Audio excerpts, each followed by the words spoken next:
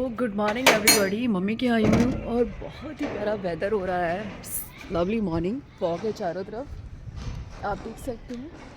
और fresh air, और fresh air में पास में पार्क में वॉक करो 1 घंटे।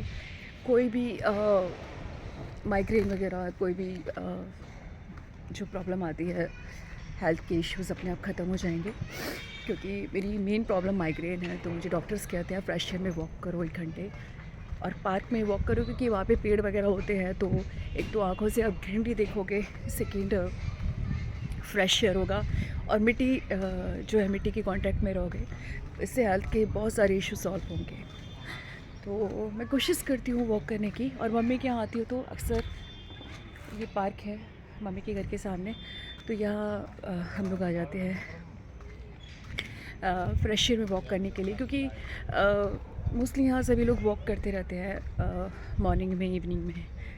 मुझे अच्छा लगता है। और आई विश विक्रांत ऐसी जगह घर ले लें कि जहाँ इस तरह का पार्क हो और आप मॉर्निंग में, इवनिंग में वॉक कर सकें। क्योंकि वॉक करना सबसे बड़ी थेरेपी है और एक बहुत अच्छी एक्सरसाइज है। आप फ्रेश एयर में वॉक करते हैं, आपकी हेल्थ के बहुत सारे इश्यूज सॉल्व हो जाते हैं। सो आजकल मेरे हेल्थ के इश्यूज़ बहुत ज़्यादा चल रहे हैं, खासतौर पे माइग्रेन से, और बहुत सारी हेल्थ की प्रॉब्लम चल रही है। तो मैंने बाहर का खाना एकदम ख़त्म कर दिया है, क्योंकि बाहर के खाने से मुझे बहुत स्ट्रॉन्ग प्रॉब्लम आ गई है। और घर का हेल्दी खाना और व्रत मैंने ख़त्म कर दिए हैं, क्योंकि मैंने 14-15 व्रत लगातार किए थे, तो फिटनेस बहुत ज़्यादा गई। 2 बार मैं फेंट हो गई थी। थोड़ा सा भाई अगर स्ट्रेस होता है, थोड़ी सी भी प्रॉब्लम आती है, तो मुझे चक्कर आने लगते हैं। तो डॉक्टर ने कहा व्रत नहीं करोगे और बाहर का खाना नहीं खाओगे और आप फ्रेश एयर में वॉक करोगे और घर का हेल्दी लाइट खाना खाओगे। सो शायद मैं 2026 में इतने व्रत ना कर पाऊँ। 2025 में मैंने बहुत व्रत किए थे, जिसकी वजह से थोड़ी वीकनेस ज़्यादा आ गई, क्योंकि मेरे व्रत बहुत स्ट्रॉन्ग होते हैं। मैं सुबह से लेकर शाम तक कुछ नहीं खाती थी, तो इसकी वजह से थोड़ी वीकनेस आ गई थी। अब ठीक है। और मैं सोचा सिर्फ पूजा किया करूँगी ज़्यादा, मैं मतलब, लेकिन व्रत में थोड़ा स्किप करूँगी। डॉक्टर ने मना कर दिया व्रत को स्ट्रॉन्गली। और 2026 भगवान सूर्य का साल होगा और भगवान सूर्य की आराधना होगी, क्योंकि सूर्य एक ऐसे देवता है जो सबको प्रत्यक्ष दिखाई देते हैं। माँ आदिशक्ति ने इसका निर्माण किया था और संसार को इन्हीं से ही ऊर्जा प्राप्त होती है, संसार को इन्हीं से ही शक्ति प्राप्त होती है। होप सो 2025 थोड़ा मुश्किल वक्त रहा था, मंगल का साल था, मुझे तो हेल्थ के बहुत इश्यूज़ आए हैं। सूर्य का साल है, आप देखिए कल से नया साल स्टार्ट है 2026। और मेरी प्लानिंग अभी इतना थोड़ा नहीं, मैं थोड़ा घर दिखना चाहती हूँ, हेल्थ को ध्यान देना चाहती हूँ। हेल्थ के इश्यूज़ बहुत ज़्यादा वाले बड़े हो गए हैं और बस एक विश है, अगर ईश्वर पूरा करे, कि मैं भजन लिखती हूँ। मैं चाहती हूँ एक मेरी भजन की कैसेट निकले। मेरी सिंगर, मतलब मैं सिंगर हूँ और मेरे घर में सभी सिंगर हैं, मेरी पूरी फैमिली अच्छी सिंगर है। तो अपनी फैमिली के साथ मिलके मैं एक भजन की कैसेट निकालना चाहती हूँ। ये मेरा सपना है, ड्रीम है मेरा। बाकी मैं ईश्वर को बहुत मानती हूँ, वो जो चाहते हैं वो होता है। आप सिर्फ सोच सकते हो, कर्म कर सकते हो, आप अपने कर्मों में लग सकते हो, कोशिश कर सकते हो, बाकी सब ईश्वर के हाथ में होता है। ईश्वर जो चाहते हैं वो होता है। आप सिर्फ एक काम कीजिए, अच्छे कर्म कीजिए, कोशिश कीजिए, प्रयास करते रहिए, अच्छे अच्छे काम करते रहिए, कोशिश करिए आपके हाथों से हमेशा अच्छे काम हो। आपकी सोच बहुत अच्छी होनी चाहिए। उस सोच के अंदर आपके कि मैं, मेरा भला हो, मेरे साथ साथ सबका भला हो, मेरे साथ अच्छा हो तो सबके साथ भी अच्छा हो। कोशिश कीजिए कभी किसी का दिल ना दुखे, किसी का हक ना मारें, किसी को चोट ना पहुंचाएं किसी भी तरीके की। और एक ड्रीम और है मेरा, मैं 4 धाम की यात्रा करना चाहती हूँ। रामेश्वरम, जगन्नाथ, द्वारका और बद्रीनाथ और केदारनाथ। तो जितने भी साल मेरे पास हैं, 3-4 साल के अंदर मेरा सिर्फ एक ही ड्रीम है कि मैं 4 धाम की यात्रा करूं। और बहुत ठंड है, चारधाम की यात्रा का मेरा ड्रीम है, क्योंकि जितनी मुझे नॉलेज है संसार की, जितना मुझे ज्ञान है थोड़ा बहुत, मैंने सीरियल्स जो देखे, रामायण, महाभारत, देवों के देव महादेव, गणेशाय, इन सब से मुझे ये तो पता चल गया है कि ईश्वर सबसे बड़ी शक्ति है, सब मोह माया है। आप ईश्वर की कांटेक्ट में रहिए और पूजा पाठ करते रहिए। व्रत कर सकते हैं करें, लेकिन अच्छे कर्म ही सबसे बड़ा व्रत होते हैं। कोशिश कीजिए कि समय समय पे आप तीर्थ स्थान पे जाते रहे। जब भी आपको लगता है आप दुखी हैं, डिप्रेशन में हैं, उदास हैं, कोशिश कीजिए आप मथुरा, वृंदावन, खाटू श्याम जी, वैष्णो देवी या जितने भी तीर्थ स्थान आप जानते हैं, जहाँ भी एक पॉजिटिव ऊर्जा है, जहाँ भी ईश्वर का निवास होता है। ईश्वर क्या है? ईश्वर एक बहुत पॉजिटिव ऊर्जा है। वो ऊर्जा जो इसका एक अंश हमारे अंदर भी है, जो हम बोल रहे हैं।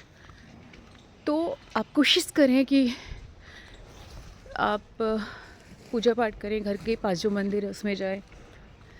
कोशिश करें जब आप बहुत दुखी परेशान हो तो आप मथुरा या वृंदावन या पास में जो भी आपका तीर्थ स्थान पड़ता है, अगर कुछ नहीं है तो आप मंदिर में जाके बैठ जाइए। वहाँ आपको एक पॉजिटिव ऊर्जा आपके अंदर मिलेगी। मेरा बहुत पर्सनल एक्सपीरियंस है और यही ड्रीम है मेरा 2026 में कि एक भजन की मेरी कैसेट निकल जाए, जिसे मैंने ही राइट डाउन किया हो। वो भजन भी मैं लिखती हूँ और थोड़े बहुत ठीक ठाक लिख लेती हूँ मैं। इंसान के हाथ में सिर्फ कर्म है, बाकी सारी चीज़ें ईश्वर के हाथ में। और चारधाम की यात्रा 4-5 साल, जितने भी साल मेरे पास बचे हुए हैं, अपनी कर्तव्य पालन है, जो गृहस्थी से जुड़े हैं वो कर दूँ। अनिका से रिलेटेड कर्तव्य पालन करूँ सारे, उसके अंदर अच्छे संस्कार डालूँ जो मेरी मदर ने मुझ में डाले हैं। और चारधाम की यात्रा, ये मेरा उद्देश्य है। मेरा नहीं, सबका उद्देश्य होना चाहिए। जिस इंसान के अंदर जरा सी भी ज्ञान होता है, जरा सा भी नॉलेज हो जाती है, उसका एक ही उद्देश्य होता है कि मैं चारधाम की यात्रा करूँ। अगर नहीं जा पा रहे हैं तो आसपास जितने भी आपके तीर्थ स्थान है उस पर जाइए, माथा टेक के आइए, अच्छे कर्मों के लिए बोल के आइए, जो परेशानियों ने बता के आइए, क्योंकि ऐसा कोई जीवन नहीं है जिसमें परेशानियाँ नहीं। हर इंसान अमीर है, गरीब है, कैसा भी है, हर इंसान के जीवन में कुछ ना कुछ प्रॉब्लम है। हर इंसान अधूरा है, हर इंसान कहीं ना कहीं किसी न किसी चीज़ से हारा हुआ है। लेकिन मैं मानती हूँ कि कमी और हार इंसान की किस्मत का एक अंश होता है। समुद्र में भी समुद्र का पानी भी खारा है, या समुद्र में भी एक ऐसी जगह स्थान आ जाते हैं जहाँ पानी नहीं होता, आइलैंड बने हुए होते हैं, कुदरत ने बनाए होते हैं। तो मतलब ये है कि कहीं ना कहीं कमी है हर इंसान की लाइफ में। हर इंसान किसी न किसी चीज़ से हारा हुआ है। परेशान मत हुए, ये जीवन है। राम जी भी की लाइफ में भी बहुत दुख थे, कृष्ण जी की लाइफ में भी बहुत दुख थे, सभी की लाइफ में बहुत दुख होते हैं। आप जब भी दुखी परेशान हो, आप पूजा पाठ कीजिए, आप तीर्थ स्थानों पे जाइए, अच्छे कर्मों में लगिए, लोगों की सेवा कीजिए, जीव जंतुओं की कीजिए, चींटियों को आटा चीनी डालिए, गाय को चारा दीजिए, गाय को रोटी दीजिए, ये जो स्ट्रीट डॉग्स हैं इनकी सेवा कीजिए। आप देखिए आपके अंदर बहुत बड़ा परिवर्तन आएगा, और जितना भी अंदर आपके अंदर नेगेटिव चीज़ें वो अपने आप ख़त्म हो जाएगी।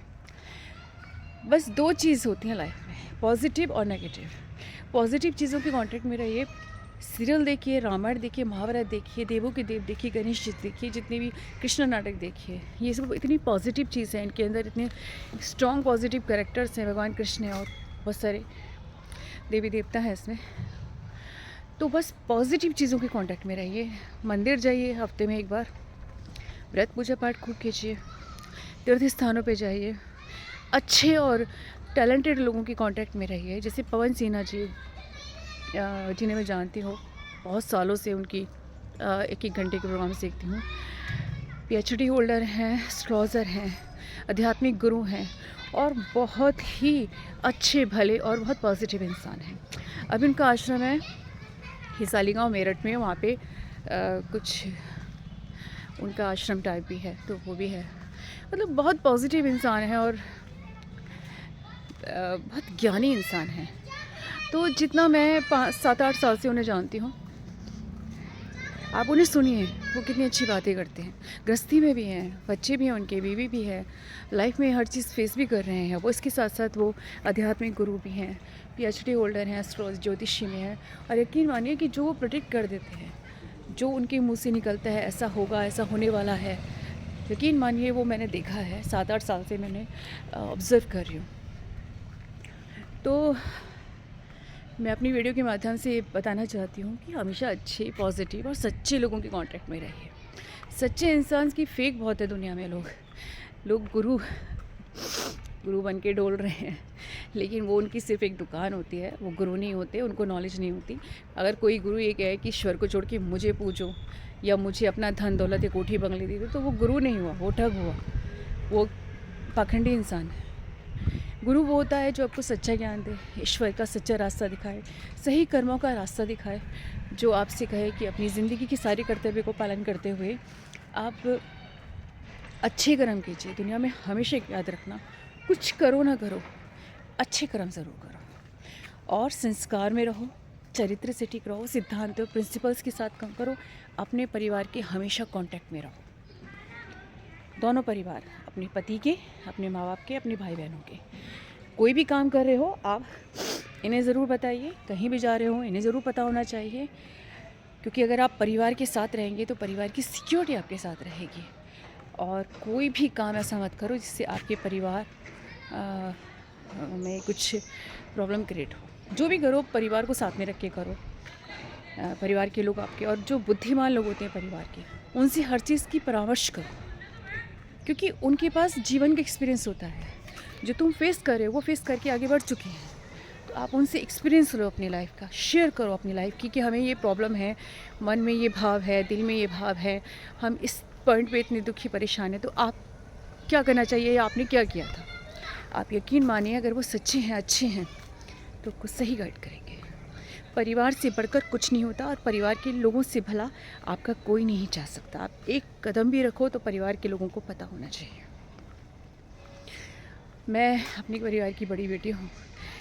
मेरे कर्तव्य पालन बहुत छोटी सी एज में स्टार्ट हो गए थे, तो ऐसे बहुत सारी मुश्किल परिस्थितियाँ मैंने किस्मत की, कुदरत की, जीवन की फेस की हैं, और फेस करके मैंने अपना सारा ज्ञान, एक्सपीरियंस भी अपने भाई बहनों से शेयर किया है, अपने बच्चों से शेयर करती हूँ। और मैं बच्चों के साथ बच्चे बन के इसलिए रहती हूँ क्योंकि ज़िंदगी की इस भाग दौड़ में मेरा बचपना कहीं खो गया था।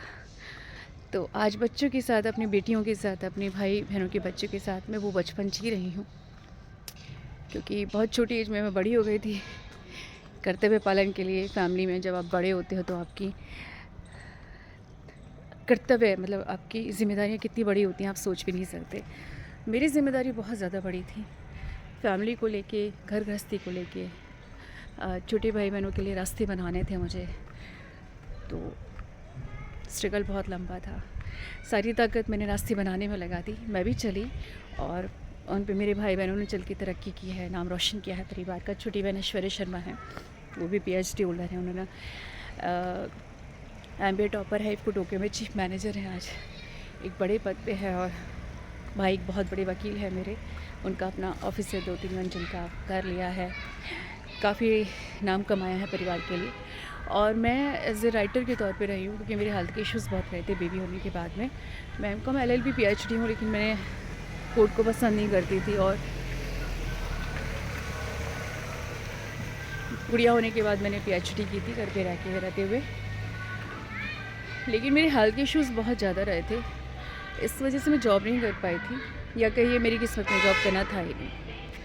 तो फिर थोड़ा बहुत मुझ में राइटिंग का स्किल था, क्योंकि मेरे चाचू जो नेशनल पोएट रहे थे, तो मेरा बचपन क्योंकि उनकी गोद में गुजरा था, मुझे उनसे नॉलेज हुई थी कविता क्या होती है, पोएट क्या होते हैं। वो बहुत फेमस पोएट थी। तो मैंने 7-8 साल के इससे लिखना स्टार्ट कर दिया था। स्कूल कॉलेज में जो फंक्शन होते हैं 15 अगस्त 26 जनवरी के, मैं अपनी कविता बोलती थी। जब खाली टाइम मिला तो मैंने लिखना स्टार्ट किया। फिर 5-6 न्यूज़पेपर्स के लिए लिखा, बागेश्वरी और अनन्या में मेरी रचनाएं छपी। उसके बाद मैंने अपनी बुक निकाली, ये भूमि। अच्छा लगता है आर्टिकल्स, मेरी पोएम्स न्यूज़पेपर्स में आती हैं। कई जगह से मुझे सम्मान मिल चुका है। अटल बिहारी वाजपेयी अवार्ड, साहित्य संगम, बहुत सारे अवार्ड्स मिल चुके हैं। अच्छा लगता है जब कोई अप्रिशिएट करता है, बहुत अच्छा लिखती हो, ये आपका अचीवमेंट होता है। भजन लिखती हूँ मैं, बहुत अच्छे काफ़ी अच्छे सुंदर सुंदर भजन लिखे हैं मैंने।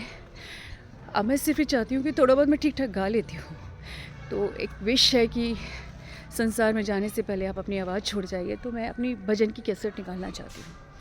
मेरे रोम रोम में बसने वाले राम, मेरे घर में आओ बन के मेरे नाथ, आंगन में खेलो मेरे दीन दयाल, मेरे घर में आओ बन के मेरे नाथ। बहुत सारे मैंने भजन लिखे हुए हैं और फैमिली के साथ मिलके मैं भजन की कैसेट निकालना चाहती हूँ। हर इंसान के सपने होने चाहिए, ड्रीम होना चाहिए। देखो, घर गृहस्थी सबके साथ है। आप घर का रूटीन काम करते हो, आप चाहे वर्किंग हो नॉन वर्किंग हो। पुरुष कमाने का काम करता है, औरत घर चलाती है, बच्चा संभालती है, बच्चे को अंदर ज्ञान और संस्कार भरती है। इसके साथ साथ ईश्वर ने आपको जो भी टैलेंट दिया है, नृत्य का, संगीत का, आप कोई इंस्ट्रूमेंट बजा लेते हैं, लिखने का या बुनाई का, पेंटिंग का, कढ़ाई का, आप उसे मतलब उससे आगे बढ़ाइए। आप उसको अपने जीवन में एज ए कलर के तौर पे उतारिए। ये चीज़ें जैसे नृत्य है, संगीत है, बुनाई है, कढ़ाई है, पेंटिंग है, ये चीज़, सिंगिंग आप अच्छी कर लेते हो, ये चीज़ आपके जीवन में रस और आनंद भरेंगे। जितनी भी आम लेडीज़ हैं, मैं उनके लिए ये वीडियो बना रही हूँ।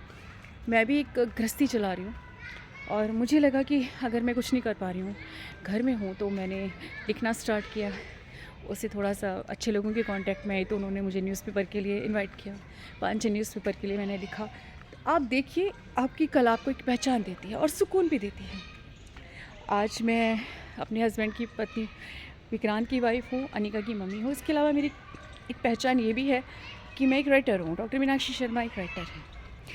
तो मैं चाहती हूँ ईश्वर ने आपको जो भी टैलेंट दिया है, आप उसको आगे बढ़ाएं, उसमें भी जीवन ढूंढें, क्योंकि कला सबसे अच्छा माध्यम है जीवन की कमियों को पूरा करने के लिए। कला सबसे अच्छा माध्यम है। अगर आप कहीं से दुखी हैं, परेशान हैं, थके हुए हैं, हारे हुए हैं, कला एक ऐसी चीज़ है कि उस स्थान को इतनी खूबसूरती से भरती है कि आपकी ज़िंदगी बहुत खूबसूरत बन जाती है।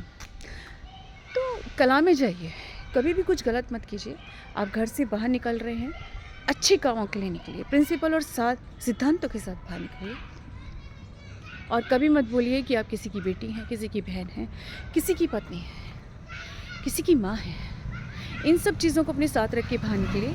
नए नए काम कीजिए, बड़े बड़े काम कीजिए, अच्छे काम कीजिए, मिसाल बनिए, उदाहरण बनिए कि आप घर से बाहर निकले तो आपने कुछ अच्छा करके दिखाया। बाकी अगर ज़िंदगी में कुछ आपको लगता है आप कहीं पर अज्ञान है, तो अपने परिवार के अच्छे और बुद्धिमान लोगों से आप हमेशा कांटेक्ट में रखिए, उनसे उनके संपर्क में रहिए, उनसे परामर्श कीजिए कि यहाँ इस पॉइंट पे क्या है, कैसे करना चाहिए, उनकी एडवाइस लीजिए, क्योंकि परिवार से बड़ा कुछ नहीं होता। इसलिए परिवार सबसे पहले रखिए, परिवार के लोगों की हमेशा कांटेक्ट में रहिए। जो परिवार में बुद्धिमान लोग हैं, श्रेष्ठ लोग हैं, उनसे हमेशा आप सलाह लेते रहिए। और देखिए, आपकी ज़िंदगी में अगर किस्मत ने, कुदरत ने, ईश्वर ने या फिर कुछ कमी भी है, तो वो कमी कितनी खूबसूरती से ख़त्म होती है और खूबसूरत तरीके से बढ़ती है। मेरी आप सभी को ये राय है कि परिवार, ईश्वर, इन दोनों के कांटेक्ट में रहिए हमेशा, और ज़िंदगी में अच्छे और बड़े बड़े काम करते रहिए। और कोशिश कीजिए कि व्रत पूजा पाठ कीजिए, कोशिश कीजिए कि तीर्थ स्थानों पे विज़िट करते रहिए, कोशिश कीजिए कि धार्मिक सीरियल आपकी लाइफ में ज़रूर हो। जैसे अभी मैं कृष्णा देख रही हूँ, जो भी श्रीमारो चैनल है, स्टार भारत है, ये ऐसे चैनल हैं। ईश्वर इनको इनके मालिकों को बहुत बहुत दुआएं, बहुत बहुत आपको आशीर्वाद है, दुआएं हैं हमारी कि ये इतने अच्छे अच्छे सीरियल्स को रिपीट करते रहते हैं। तो